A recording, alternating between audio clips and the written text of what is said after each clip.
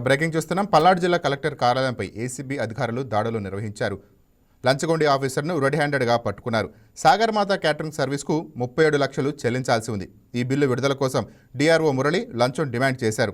26 లక్షల catering bill release కోసం 3 లక్షల రూపాయలు డిమాండ్ చేశారు. దీంతో బాధితుడు అవినీతికి నిరోధక శాఖను ఆశ్రయించాడు. డిఆర్ఓ డిమాండ్ చేసిన విధంగా లంచమిస్తుండగా ఏసీపీ అధికారులు రైడ్ చేసి అవినీతి డిఆర్ఓను రెడ్ హ్యాండెడ్గా పట్టుకున్నారు. పనిచేస్తున్న డిస్ట్రిక్ట్ రెవెన్యూ ఆఫీసర్గా పనిచేస్తున్న ఏకా మురళి గారిని ఆయన 3 లక్షలు కంప్లైంట్ నుంచి తీసుకుంటుండగా రెడ్ హ్యాండెడ్గా పట్టుకోవడం జరిగింది.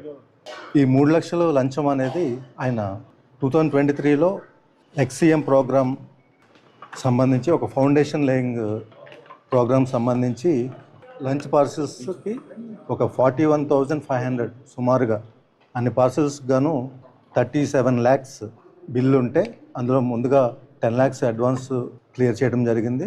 సబ్సిక్వెంట్గా మిగిలిన 26 చేంజ్ 26 lakhs అబోవ్ అమౌంట్కి చెక్ రిలీజ్ చేయడానికి గాను అలాగే చెక్ ఇచ్చినందుకు గాను డిఆర్ఓ గారు సాగర్మాత క్యాటరింగ్ సర్వీసెస్ అనే వాళ్ళ దగ్గర లంచంగా 3 లక్షలు డిమాండ్ చేసి తీసుకుంటూ మేము పట్టుకోవడం జరిగింది రెడ్ హ్యాండెడ్గా.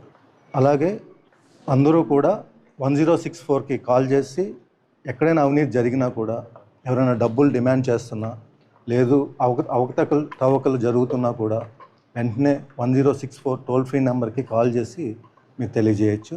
ధన్యవాదాలు. ఏంటండి ఇప్పుడు ప్రొసీడింగ్స్ అవుతున్నాయండి, అరెస్ట్ కూడా ఉంటుంది.